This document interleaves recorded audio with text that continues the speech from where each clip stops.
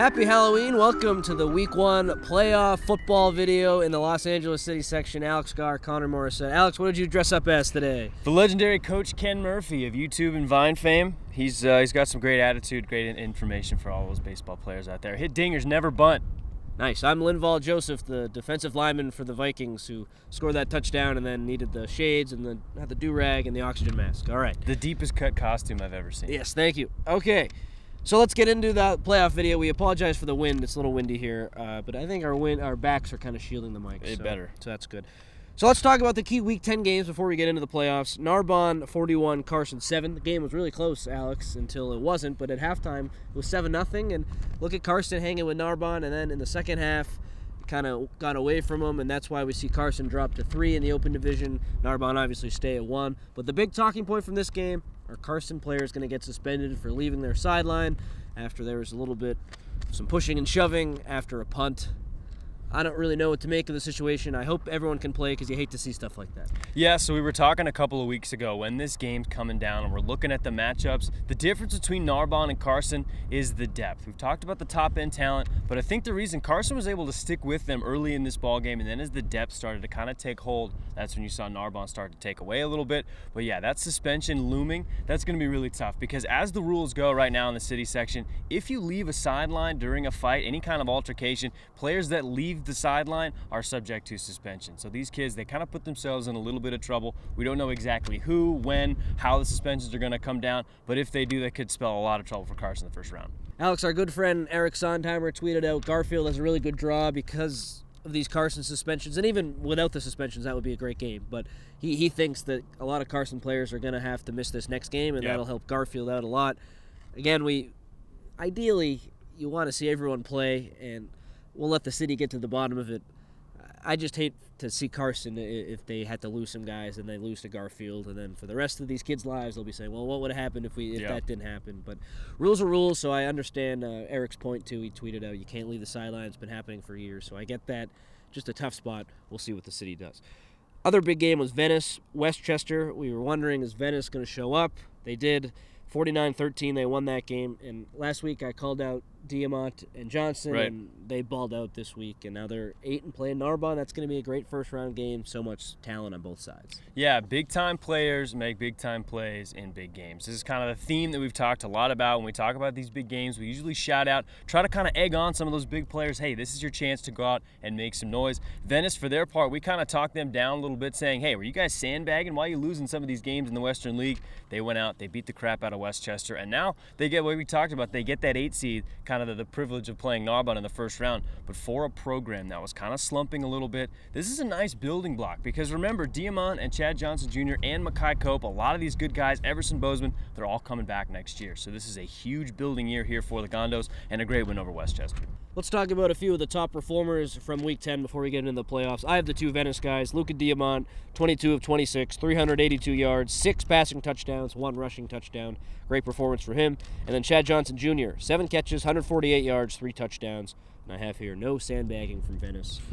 So good for them. Who do you have? Who else played well this week? Well, I got several others, but last week when we were picking them, we were picking the Arleta Poly game, and you went to Arleta, you talked to the volleyball kids, and you said, I'm going to pick you this week because Poly stinks. Well, James Ochoa of Arleta rushed for 207 yards. Jose Tejada, the quarterback, threw for 128 yards, also had 3 touchdowns. They get Uni next in the playoffs, so I think they're going to roll. A couple other guys I want to shout out. Nathan Corrales, of course. He's been on one of our big performers pretty much all season long with 8 of 15, 222 yards through the air, and 3 touchdowns. And they get Wilson, or that 56-13 win over Wilson, and they get Pally in the open division a little bit later. And also, you were talking about Fairfax and Dorsey. Jordan Reed for Fairfax in that 35-0 win over Uni, 18 carries, 206 yards, and 1 touchdown. So a lot of guys that we've shouted out before, just continuing to make some really nice plays towards the playoffs. Yeah, Dorsey beats Crenshaw, so they get the top spot in Division 1. And no real other surprises in the games. Those were the 2 big games we were watching, the Narbonne game and the Venice game, and both of those teams ended up winning. So let's get into the playoffs. Before we talk seedings and open division and all of that, just a quick point on forfeits and crazy weather scenarios and all that good stuff. Looking back at this season, it doesn't really seem like the city had the necessary measures in place for huge blowout games when the weather was going to be bad. And Can you really blame them? Because the weather's never bad, but you got to be prepared for everything. So what we saw during that crazy rainy October 12th, Eagle Rock plays Lincoln. The game's a little bit close at halftime, closer than a lot of people thought. Probably had a lot to do with the weather. For whatever reason, that game becomes a no contest. San Fernando plays Van Nuys, kills them. It's 55 or 52-0 at halftime, and they only get to play a half. Yeah, the coaches agree. All right, we'll just get on the bus. The weather sucks. Van Nuys, isn't going to come back in this game, so game over. Well, how come the Eagle Rock game wasn't game over at halftime? What's up with that? That needs to be addressed, because you can't have some teams doing a no contest and others just ending it at halftime. There needs to be a set of rules for that. And I think forfeits, if a team forfeits, I'm not exactly sure how CalPreps takes that into account, because the score is still in there. So a couple things I want to see addressed in the future. Yeah, this is the tough thing about trusting a computer implicitly. Anything it says, when you just kind of trust it and you leave the human element out of it, that makes some of these things end up being a little screwy. I mean, Eagle Rock is a really good team, but did they deserve to jump number 2 for a forfeit victory, a game that got declared a no contest, and San Fernando didn't get to play a second half of a game? I don't know if that's exactly fair. So hopefully maybe in these couple of years, it all takes some tweaks. You got to do these things. Things go wrong, things go right. You kind of figure it out as it goes along. Hopefully the city section kind of figures things out and decides maybe next year we'll have a little bit of human oversight, but of course we don't know how things are going to go. But because this happened, because Eagle Rock hopped up to 2 and Carson stays at 3, we're going to get the San Fernando-Birmingham matchup after all. That's the big matchup everybody in the Valley has been waiting for. I think San Fernando's been itching for it for a couple of years. I know Birmingham, they've been kind of getting a lot of heat for not playing San Fernando, other way around as well. So this is going to be a huge game for the Valley. It's going to be at Pierce College on November 9th. I cannot wait. Yeah, so let's talk about the Open Division seeds. That's a nice segue. So that's the 4-5 game, Birmingham 4, San Fernando 5. Narbonne 1 at 8 Venice. Against 8 Venice. It's at Narbonne. We expected that game, so that one makes sense to us. Birmingham, San Fernando, 4-5. Are those teams too low? We can talk about that. Eagle Rock against Pally. That's probably the second best game, in my opinion, if these Carson guys get suspended. And then Carson, number 3, against Garfield, number 6. The Eagle Rock Pally game is the 2-7 game. Eagle Rock at number 2. Let's break it down. What do you think? Well, I've talked about Eagle Rock. I mentioned Nathan Corrales had a huge game. We've talked a lot about David Montijo, one of those great receivers that they've got. So they are a loaded squad. But when I look at the way this bracket's going to shake out, the team that I think might have a sneaky chance at making the championship game and having a state bowl game appearance is Garfield. I think they've got a really, really good shot, especially if Carson ends up having some suspended players. That's that 3-6 matchup. If Carson isn't at full strength, I think Garfield might be able to knock them out. And then once you get into the second round, when a team is hot, let's say Eagle Rock moves on and they beat Palisades, that's going to be a huge, huge game. I think Eagle Rock is legit, but they have not played anybody that's going to be the caliber of Garfield. And frankly, the same way other way around. Garfield hasn't played any kind of defense that's going to be the pressure that they're going to face against Eagle Rock. But I think if any one of these lower-seeded teams has a shot to run the table and get towards that Narbonne final and play in a state bowl game, I think it's Garfield. Yeah, so we'll see kind of how this plays out with the Carson suspensions, and then if Palisades can upset Eagle Rock or whatever. Just quickly breaking down 1 through 8. So Eagle Rock at 2. My question, and it doesn't have anything to do with the formula, just kind of the eye test a little bit with Eagle Rock. We saw Carson hang with Narbonne for a half, and obviously the computer doesn't really care about what you do for a half. Could Eagle Rock have done that? That's a question I have. Eye test tells me that San Fernando, Carson, and Birmingham are a little bit better than Eagle Rock, but again, nothing's definitive. Eagle Rock has blown out everyone. Those other teams just have a little bit tougher schedules, and some guys who just have gotten a little bit more recognition. So maybe we're not doing our part looking at Eagle Rock a little bit, but I think you'd agree, and it's up to them to prove us wrong now. We have those 3 teams ahead of them, and the formula didn't. Well, I think that's why we hit Eagle Rock. Some of our final top 10s, they weren't cracking that top 5. I think the most that they got up there towards 5, because we did think Birmingham, San Fernando, and Carson were all just a little bit better, a little bit more complete. They had faced some teams we thought were better than anybody else Eagle Rock faced. But as you mentioned, now's a chance to prove us wrong. They get a really stout team in Palisades coming up next. They're really hot. They haven't lost the game in a couple of weeks. They're playing some really, really good football. Their defense is really stout. So I think that's going to be one of those slugfest games. Palisades obviously hasn't played someone quite the talent of Eagle Rock except for that Venice game. That was about the only comparable game on that schedule. Cannot wait for this game. So that's enough about the Open Division. We have a whole week until we need to get to those games, so we'll focus a lot more next week on matchups, and if Carson is missing some guys, how that will affect their game. I kind of want to, depending on how that news breaks, get in touch with some of the coaches, see their thoughts. So that's all next week. Division 1, 2, and 3, and 8-man starts this week, and let's hit on it. Let's start in Division 1. My overarching point, I think number 1 Dorsey and number 4 Fairfax are locks to make the semifinals in the top part of that bracket. I think the winner of that game wins Division 1. How do you feel about that, Alex? Well, I like Fairfax a lot, but I really think Reseda and Westchester, those two teams are going to play each other later in the rounds. Hopefully they both get there. That's going to be a huge, huge matchup. But as you mentioned, I think Dorsey or Fairfax, the winner of that game, I think is going to end up winning D1. And we talked a lot about those teams kind of circling 8, 9, 10, 11. Which one of these teams is going to get that 1 seed in Division 1? And it was Dorsey. After a really nice finish to the season, they jump up to number 1 in Division 1, which means they get Huntington Park first. Huntington Park finished 1-9 on the season and had a 42-0 loss to end the year against Southgate. Of course, Dorsey winning 44-35 over Crenshaw. So I think Dorsey's got a fairly easy road out, but if Crenshaw were to win their first game against Cleveland, that sets up a real nice second-round matchup, Dorsey-Crenshaw kind of rematch of the rivalry. So while I do think Dorsey has the easiest road out, and I think Fairfax, their first-round game is against Sylmar, I think they're also going to kind of have an easy road out. Dorsey, they're certainly going to have kind of a test right away, right after they play Huntington Park. The biggest dark horse team in Division 1, I think, is San Pedro. Justin Bernal is back and healthy,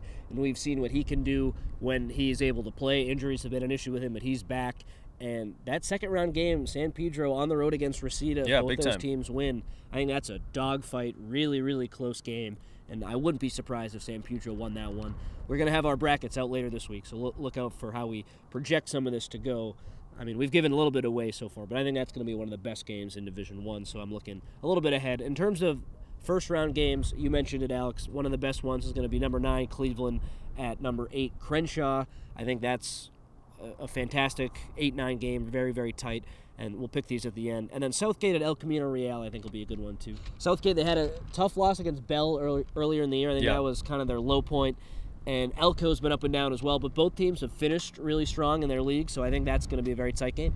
Yeah, I think you and I both picked Cleveland in that El Camino Real matchup, and Cleveland didn't really have what they wanted to have. El Camino wins that game 42-27. So as you mentioned, they're kind of on a little bit of a hot streak, and they will probably get Westchester in that second round. So if El Camino's legit, if they're really playing some good football, they're going to have a really, really good test right after they play Southgate. And hey, Southgate's hot. They just shut out Huntington Park, who's also in this round. So if they can beat El Camino, they also get Westchester and match up real nicely. In Division 2, number 1 Franklin has already beaten number 2 Wilson. They were in the same league. Right. So it's Franklin's to lose. Canoga Park, I think, is a dark horse, but really Franklin is head and shoulders above every team in that division. I think you'd agree with me. I would. Any other teams you're looking out for there? I think the 1, 2, 3 obviously have the best chance, but I think Franklin and Canoga Park are the two that stick out. Well, I've been riding them all year. The Bell Eagles, they play Canoga Park. Hopefully, if they were to clean up and beat Kennedy, who's seated at number 11, Bell is 6. Canoga plays View Park 3 in the 14 matchup there. So if they were both to win and they both move into that second round, Bell's going to travel. They're going to go to Canoga Park, and Canoga's been playing some decent football. Kind of a team on the rise. Hopefully, these next couple of years, they put a program together. They might be a Reseda in 2019, 2020. But Bell, if there's a chance for an upset, it's going to be my Bell Eagles against the Canoga Park Hunters. No slide against Canoga, but I think there's just not a lot of parity here in this Division 2. There's pretty much only 1 or 2 games that are going to go either way, and most of those are going to be in the later rounds. But in these early rounds, these quarterfinal rounds, I think Canoga Bell is the one to watch. In other games, I'm looking at Hollywood at Locke in the first round, 12 Hollywood at 5 Locke. Two teams who have winning records, even though Hollywood is 12. They have a winning record at 6-3, and then Verdugo Hills at Roosevelt. I think those games could go either way, and we'll pick them in a little bit, but you're right. It's kind of tough to find competitive games in these opening matchups. It's too bad for that. And then speaking of competitive games, Division 3 might have the fewest out of them all in terms of Santee. I think it's just going to roll to the championship. Chatsworth is the 2 seed. They only have won 3 games this year. Yep. Unless something really starts clicking with them, I think it's Santee's to lose. They've already beaten Manual Arts, who's the 5 seed. So we might see some competitive early games, but Santee is in a league of their own, just like Franklin is in Division 2. Yeah, I think Santee and Joseph Todd are going to kind of roll through this, but watch out for Monroe. Monroe got seeded at 7, and we've talked a lot about Cameron Senegal, that good running back that they've got over there. So when you got a good running game, you can pretty much beat anybody. If you're able to run the football, control the clock, don't turn the ball over, you got a chance to beat pretty much anybody in this tournament. They get Contreras first overall in their first round matchup, and then they might face Fremont. If Fremont, I think they're seeded number 3 right now, if Fremont were to kind of push through and take care of business, that could be a nice little semifinal matchup. And also Manual Arts. We've talked about Chatsworth maybe not being the greatest 2 seed out there. Manual Arts, they won 56-3 over West Adams. West Adams did not get off the schneid. Spoiler alert, they finished the season winless, but 56-3 win for Manual Arts, so I think they could be a really tough out there for Santee come the semifinals. All right, that's an interesting take there. For me, I just think Santee's going to steamroll everyone. And I appreciate you trying to make an argument for other Trying, teams. man. We're trying. Santee's to lose. Coach Ken Murphy has your back. Let's pick some games before we get out of here. So in D1, 10 Southgate at 7 Elko. I think it's Elko by 2 touchdowns. Dupree Fuller isn't going to let this team lose. Nope, El Camino Real's on a roll. They just beat Cleveland. We picked against them, and they kind of proved us wrong. I think El Camino really wants to kind of get this program back on track, get back into that second round of the playoffs, and I think they're going to win this one. 9 Cleveland at 8 Crenshaw. You talked about it earlier, Alex. Who are you taking? I think that might be the best open round or first round matchup here in Division 1. Cleveland, they kind of stubbed their toe against El Camino Real. Crenshaw, like you mentioned, put up a bunch of points against Dorsey. I think the Cougars win this one. Yeah, I agree with you. The fact that they put up so many against Dorsey shows me that they're a really good team in Division 1. It's too bad if they win, they'll probably have to play Dorsey again, but I like Crenshaw in that game. In Division 2, Hollywood, number 12 at 5, Locke. I've got Locke. I was kind of picking them. We previewed some of their games later in the season. They finished the year with a 35-20 win over Overview Park. Went 6-4 on the season. Hollywood, they got a decent rushing in there in George Mazaregos. I hope I said that right, but I think Locke wins this one. Yeah, I have Locke too. Both of these teams, as I said earlier, have winning records, but Locke just has the tougher schedule, so that's why they're seeded better, and that's why they'll win the game. 10 Verdugo Hills at 7 Roosevelt. Well, Roosevelt just got the test of the season against Garfield. They did lose 35-15, but I think they're fired up, and I think Verdugo Hills, they're going to be on the losing end of this one. They did get blown out against Grant, 53-12, so I think Roosevelt just a little bit healthier right now. They're a little angry, a little momentum going in, so I got the Rough Riders. I'm taking Verdugo Hills, and the reason is this team loves to throw the ball with quarterback Alex Moreno, and I don't think Roosevelt's gone up against a passing attack like Roosevelt. Well, I mean, they have against Garfield for sure, but a team maybe at their level that has a real passing attack. A lot of these smaller teams pride themselves on running the ball, and Verdugo Hills loves to throw it. Doesn't always work, but I think that this throwing attack might surprise Roosevelt a little bit, so I'm taking Verdugo Hills. They run the ball well, too. I know they're going to be on the road, but I think Roosevelt's a little bit too one-dimensional. Verdugo Hills can do it in a bunch of ways. I'm not sure Roosevelt's defense can keep up with that offense, so give me Verdugo Hills in my one upset in Division 2. Yeah, and just looking down at Division 3, you talked about just the one upset in Division 2. Division 3 is going to be almost entirely chalk. I think the only game that I would pick that goes against it, I think 9 Lincoln might be number 8 Legacy, but other than that, it's all going to be very chalk. Really going out on a limb there. Yeah, right? Yeah, no, I agree with you. You always like to pick an upset to kind of spice it up, but this isn't the NCAA tournament where upsets are really frequent early in the first rounds. We don't see that too often. Open Division might be a different story, but we'll hit on that next week. For Alex Garr, I'm Connor Morissette. See you next time.